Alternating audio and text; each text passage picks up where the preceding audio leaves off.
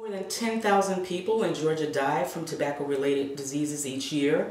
That's not counting the billions of dollars that we spend in healthcare costs, lost productivity, and all of the pain and suffering that people experience and our families experience as a result of using tobacco products.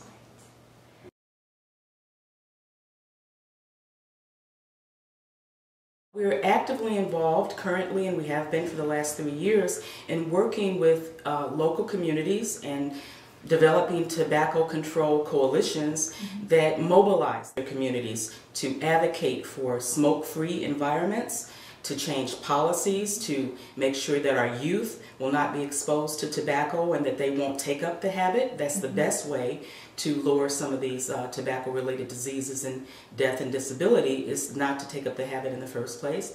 And these communities also focus on promoting resources to help people quit using tobacco. We have an excellent resource here in Georgia, the Tobacco Quit Line, that people may not be aware of, and so we want to make sure that anyone who is interested in quitting know that they can get free access to individualized counseling over the telephone that can help them quit.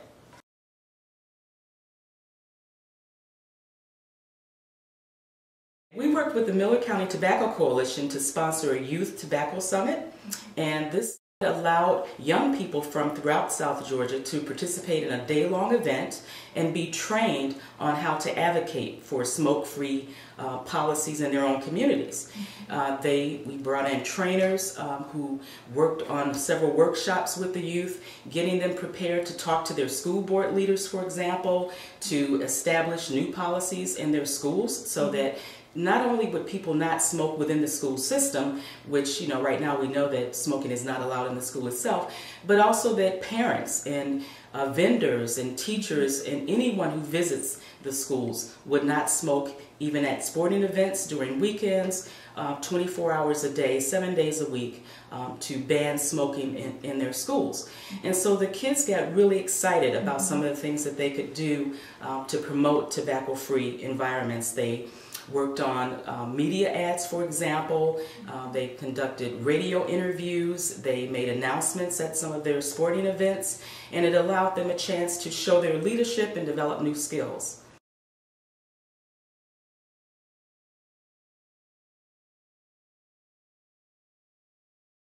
Primarily in South Georgia, we focus on women of childbearing age because we have a high rate of women who continue to smoke during pregnancy. And that concerns us, of course, not only for the woman's health herself, but for that of the unborn child. Caucasian males, particularly white males between the ages of 25 and 45, have some of the highest smoking rates. And we also see a lot of smoking among youth, particularly teenagers, with the highest rates among white girls. So when we work in communities, we conduct a community assessment in each of the counties that we work in so that we can identify the specific groups that are more likely to use tobacco products, so that any kinds of programs that we develop will focus on those particular groups of people and be the most effective. The Cancer Coalition will continue to focus on tobacco use. It's one of the primary causes of cancer, and as I said before, one of the leading causes of not only cancer deaths, but other tobacco-related disease. So we will definitely focus on this as a high priority for this region, particularly because 1 in 4 South Georgians continue to smoke. And that is one of the highest rates in the state of Georgia. And so we know that we need to have a very heavy emphasis on reducing tobacco use in South Georgia.